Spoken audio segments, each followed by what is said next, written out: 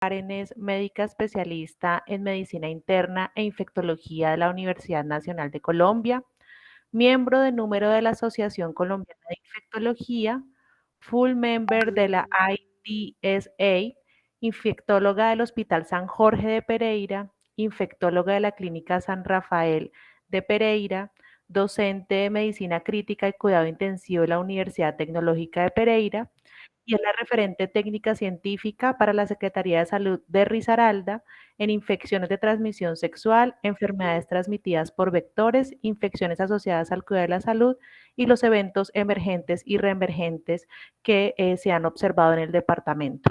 Quien les habla, Carol Tatiana Colorado, líder de programas de infección de transmisión sexual. Doctora Karen, muchas gracias por la charla que nos va a brindar el día de hoy. Están invitados diferentes profesionales de la salud, tanto del departamento de Risaralda, también tenemos algunos invitados fuera del departamento y nos acompaña la doctora Cielo Ríos, que es la consultora nacional del Ministerio de Salud y Protección Social. Muchas gracias a todos por su participación. Recordemos que este espacio va a ser grabado para poder ser subido al canal de YouTube de los programas de infección de transmisión sexual y salud sexual y reproductiva de la Secretaría de Salud Departamental. Por eso les agradecemos que sus cámaras estén apagadas y micrófonos también. Cualquier duda o pregunta puede ser escrita en el chat y al finalizar la charla socializaremos con la doctora Karen todos sus comentarios, dudas y observaciones, pues para ser solucionados antes de terminar como tal la capacitación. Muchas gracias, doctora Karen, muchas gracias a todos y podemos iniciar. Muy buenas noches, muchas gracias por acompañarme esta noche para que hablemos de un tema tan importante, pero definitivamente como tampoco conocido. Voy a compartir pantalla, me avisan sí, cuando ya la vean, por favor.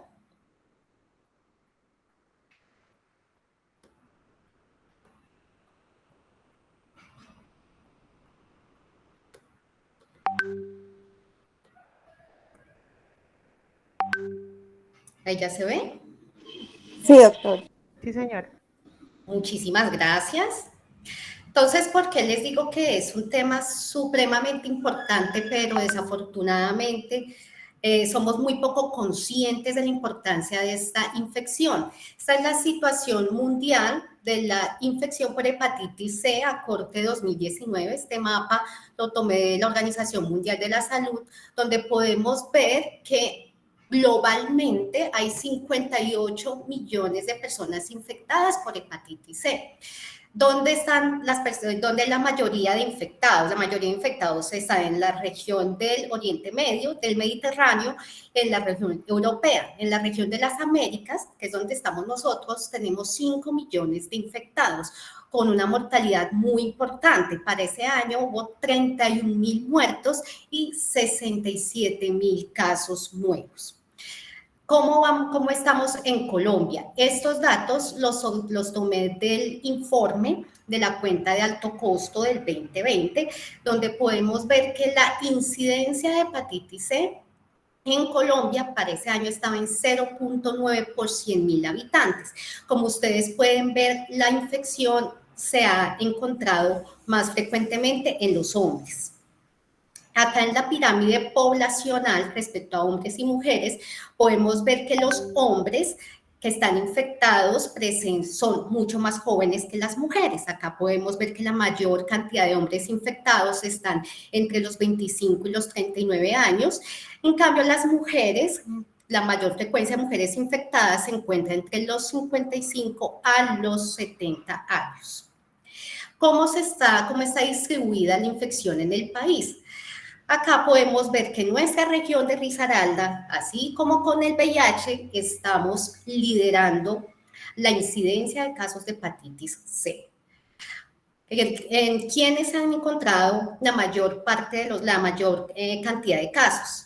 En las personas que viven con el VIH. ¿Esto por qué? Porque es que en los programas de VIH hacen con frecuencia la tamización para hepatitis C. Entonces, podemos observar en esta gráfica que el aumento en los casos se ha ido viendo desde el 2017 hasta el 2020. ¿Cómo es la prevalencia de hepatitis C en regiones? Acá en la prevalencia, que son los casos que ya están las personas que ya tienen la infección, la incidencia son los casos nuevos. Nosotros también en Risaralda estamos liderando la prevalencia de hepatitis C. Por eso tenemos que tener las alarmas prendidas y estar buscando las personas que tienen la infección para poderles brindar un tratamiento. La mortalidad por hepatitis C se ha encontrado en estos departamentos, en Antioquia, en Arauca, en el Huila y en el Valle. La mortalidad asociada a hepatitis C en Colombia está por encima del límite, o sea, de la meta que tenía propuesta la Organización Mundial de la Salud. Teniendo en cuenta la importancia de la infección y el impacto que tiene en salud pública la mortalidad, la Organización Mundial de la Salud ha liderado una campaña para la eliminación de las hepatitis virales, las hepatitis B y las hepatitis C.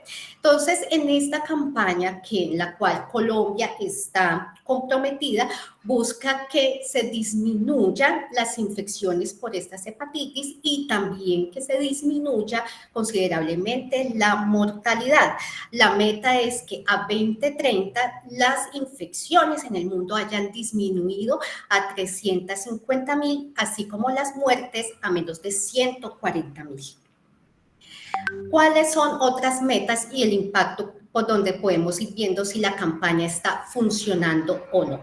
Entonces, la idea es que el número de infecciones nuevas por el virus de la hepatitis C en personas que se inyectan drogas vaya disminuyendo. Tenemos una línea base para el 2020 de 8 infecciones por 100 personas. La idea es que para el 2025 esto esté menos de 3% y que para el 2030 esté de 2%. Que también se busca que las personas que vivan con la infección por el virus de la hepatitis C sean adecuadamente tratadas y obviamente lo ideal que estén curadas. Entonces la línea de base del 2020 está como en un 30% diagnosticadas y 30% curadas. La idea es que para el 2025 el 60% estén diagnosticados, el 50% curados y que para el 2030 el 90% estén diagnosticados y el 80% curados.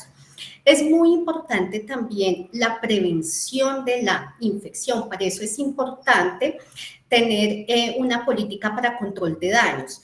Entonces, distribuir agujas y jeringas estériles para las personas que utilizan drogas intravenosas. Entonces, la línea base 2020 de esa distribución deberían ser de 200 agujas y jeringas para cada persona en el año. Para el 2025, pues se espera que sea la misma cantidad y para el 2030 que esto mejore a 300. El número de países con planes de eliminación para la hepatitis, la idea es que vaya subiendo el número de países que se unan a esta campaña. Entonces, para el 2025, la idea es que ya estén 30 países y para el 2030 que ya hayan 50 países. Y también otra meta es que el porcentaje promedio en la reducción de los precios de antivirales directos para la hepatitis C. ¿Por qué se busca hacer que se reduzcan los precios? Pues para hacerlos más accesibles para los países y para los pacientes. Entonces, este precio se ha reducido para el 2020 en un 20%. La idea es que para el 2025 esté reducido un 50% y que para el 2030 un 60%. ¿Cuáles son los componentes para los programas nacionales de la eliminación de la hepatitis? Entonces, pues lo primero es tener un plan nacional en el que haya un compromiso pues, para controlar y para erradicar la hepatitis. Que haya programas pilotos para microeliminación de la hepatitis, que haya un compromiso político y un soporte económico y que haya una integración para la consecución del tratamiento y para la prevención de la infección. Colombia, ¿en qué se ha comprometido? Colombia pues va en muy buen camino respecto a esto, ya tiene un plan nacional de respuesta ante las infecciones de transmisión sexual, el VIH, la coinfección TB-VIH y las hepatitis B y C, que se realizó en el 2018. También en el 2018 se actualizó la guía clínica para el tratamiento de la hepatitis C crónica y también se realizó una compra centralizada al Fondo Estratégico de la OPS de un medicamento antiviral directo pangenotípico. que se llama sofosbuvir-velpatasvir. Entonces voy a continuación a presentar la vía clínica para el tamizaje, el diagnóstico, el tratamiento y la prevención de la infección por hepatitis C. Entonces vamos a comenzar por la tamización. Entonces, en Colombia todavía no tenemos lo que sería lo ideal. Lo ideal que es hacerle anticuerpos de hepatitis C a todo el mundo.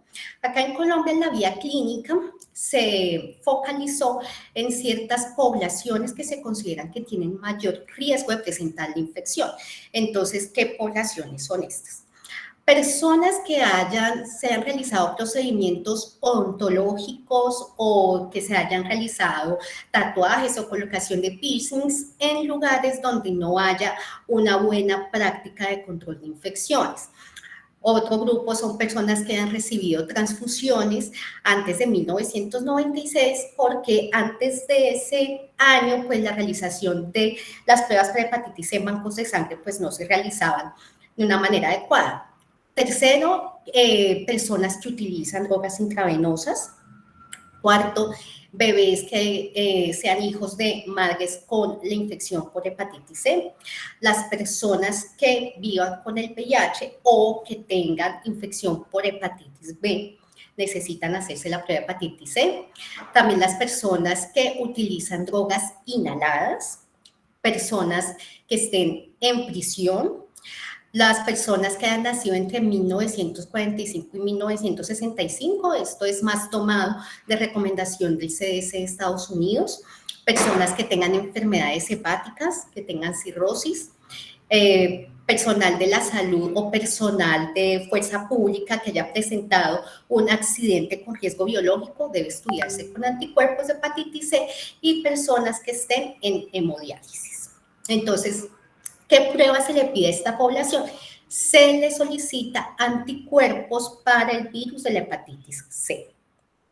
¿Qué es lo ideal? O sea, lo ideal, especialmente con personas que son de difícil acceso, como las personas que viven en calle, las personas que usan drogas intravenosas, es aprovechar la oportunidad en el momento en que se hace el estudio del tamizaje de la hepatitis C, también evaluar otras infecciones de transmisión sexual, hacer prueba de VIH, hacer prueba de hepatitis B, también evaluar, buscar tuberculosis, hacer una estrategia de control de daños, administrar jeringas estériles, hablar de prevención con el condón, o sea, si se pudiera hacer todo esto integrado, realmente podríamos impactar muchísimo más en la búsqueda y en el diagnóstico temprano de esta enfermedad.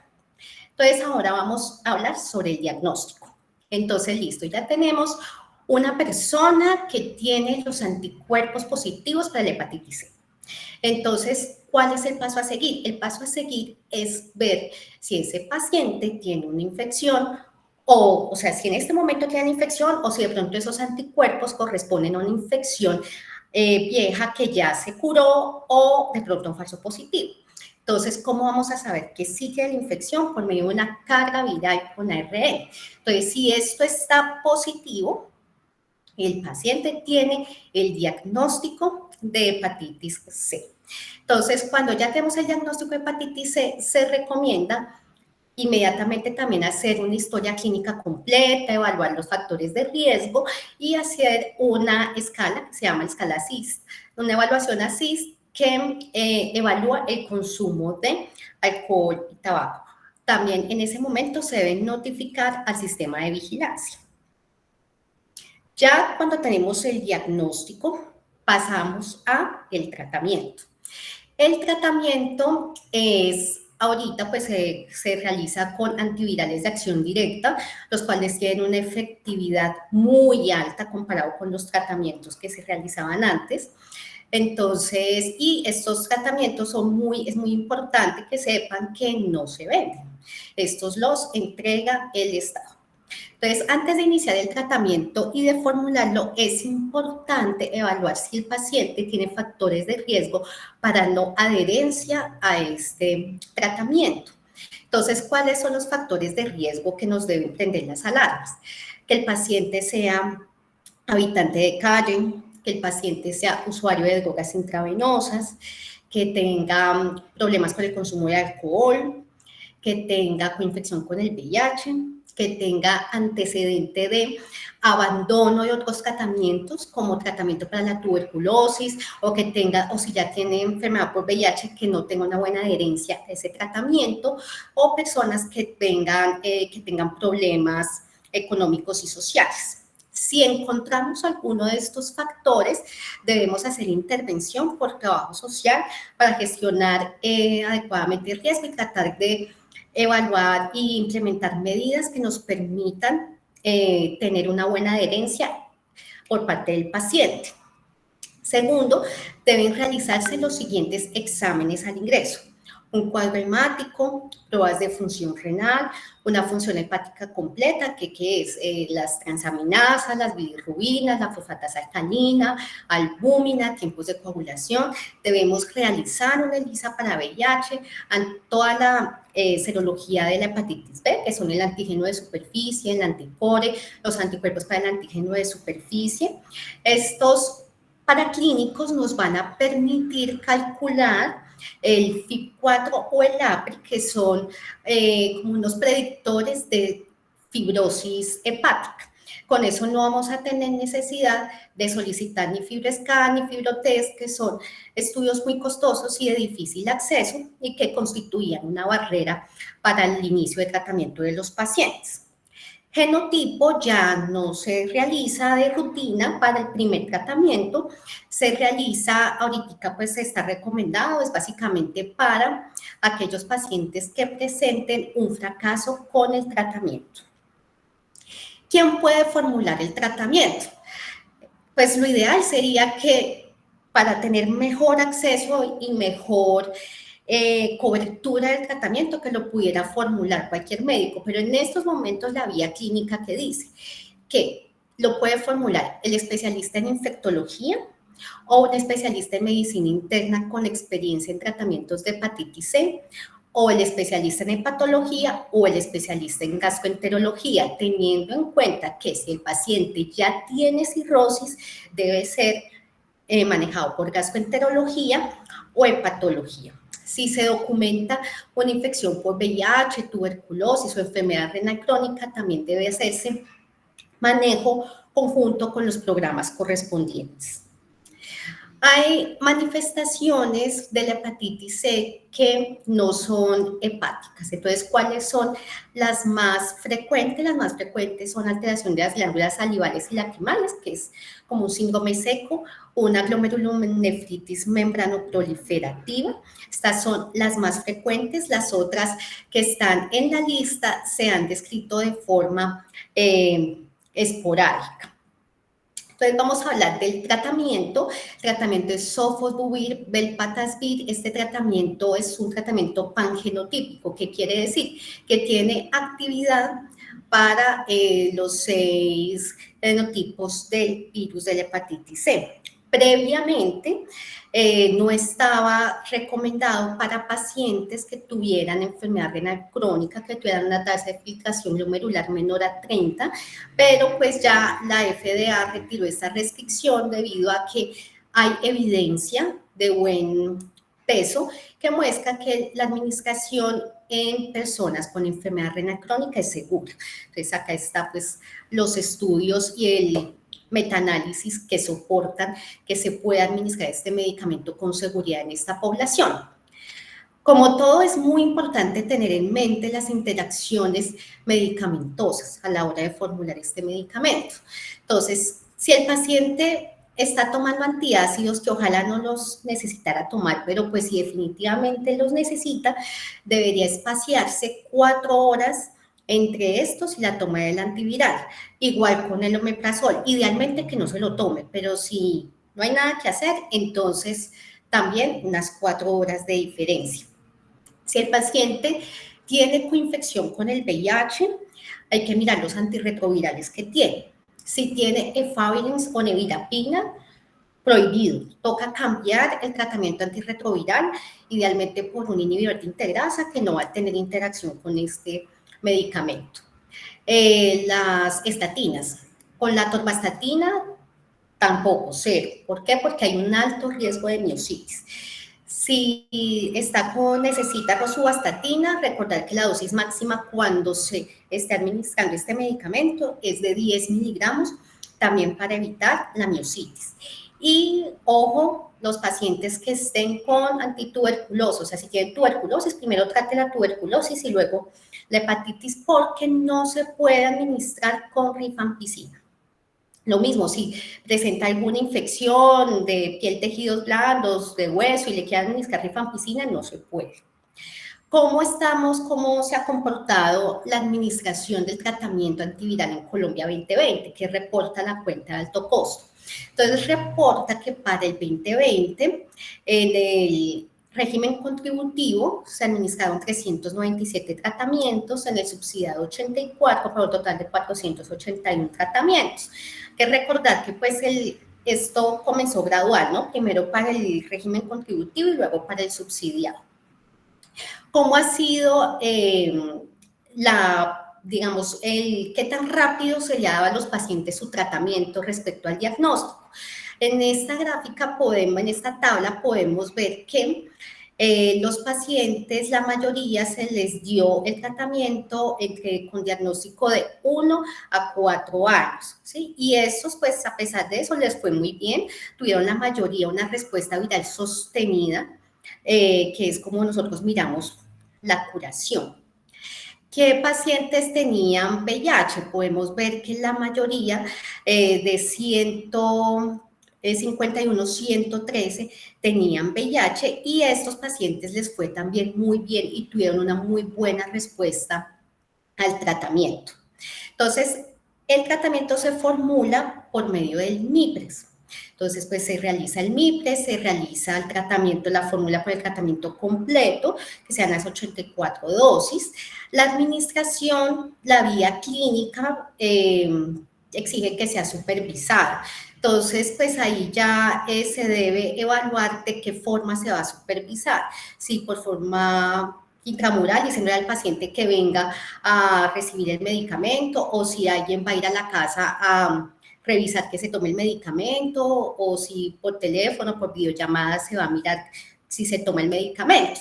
Digamos que ahí se tiene que hacer alguna estrategia para facilitar, sobre todo teniendo en cuenta que algunos pacientes tienen dificultades para el transporte porque no tienen recursos. ¿Cómo se define no adherencia? No adherencia se define como la no toma de 2 dosis consecutivas. Entonces, ahí toca activar alarmas, toca hacer llamar a familiar, visitar al paciente, pues para ver qué está sucediendo. Y inmediatamente, tan pronto uno se dé cuenta de que hay un problema de adherencia, notificar al médico tratante. ¿Cómo debe ser el seguimiento con los laboratorios de control? Entonces, los laboratorios de control se deben tomar en 2 momentos con este tipo de tratamiento. A las 12 semanas, que es cuando finaliza el tratamiento, se debe realizar un hemograma, una función renal, una función hepática completa. ¿Y cómo vamos a ver si el paciente se curó o no? Si tiene lo que llamamos respuesta viral sostenida. Se realiza una carga viral a las 12 semanas de que ha terminado el tratamiento. Entonces, y adicional a eso, pues se hace el hemograma, la función renal, la función hepática completa. Esto pues es una ventaja porque pues antes con los otros tratamientos, entonces se tocaba realizar carga viral a las 4 semanas, a las 12, entonces eso pues también es a veces un problema para los pacientes que consigan la cita, que desplazarse al laboratorio, los pacientes que son poco adherentes, entonces eso es una barrera que también se solucionó. Uno, ¿cómo cierra el caso? Cuando la carga viral es negativa a las 12 semanas, entonces ya decimos que el paciente con eso está curado. Si el paciente a esa carga viral está positiva, ahí sí nos vamos a realizar un genotipo y pues toca continuar seguimiento por el especialista para definir qué tratamiento se va a administrar. Listo, el paciente se curó. Entonces es muy importante recordar al paciente que el riesgo de una nueva infección existe. ¿sí? Entonces hay que tomar las medidas para prevenir la infección. Entonces, si el paciente todavía está en uso de drogas intravenosas, entonces hay que integrar al paciente a programas que permitan reducir y controlar daños, como centros de rehabilitación, administración segura de jeringas y agujas. También recordar que la hepatitis C es una infección de transmisión sexual y que puede prevenirse por medio del uso del preservativo y siempre está la posibilidad de una reinfección. Algo que se está observando en los pacientes, por ejemplo, que están tomando profilaxis preexposición para VIH, es que no están utilizando el preservativo y están presentando un aumento de infecciones de transmisión sexual, incluida la hepatitis C. Entonces, lo de el sexo seguro, el uso del preservativo es supremamente importante. Entonces, con estos puntos básicos, yo creo que si somos conscientes en la atención de nuestros pacientes, vamos a contribuir a la eliminación de las hepatitis virales, por lo menos la hepatitis C. Muchas gracias.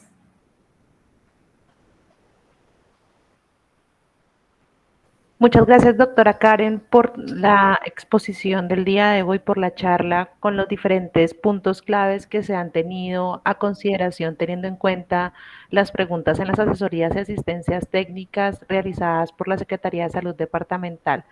¿Existe alguna duda dentro de los participantes en la sala? Pueden levantar la mano, pueden escribir en el chat.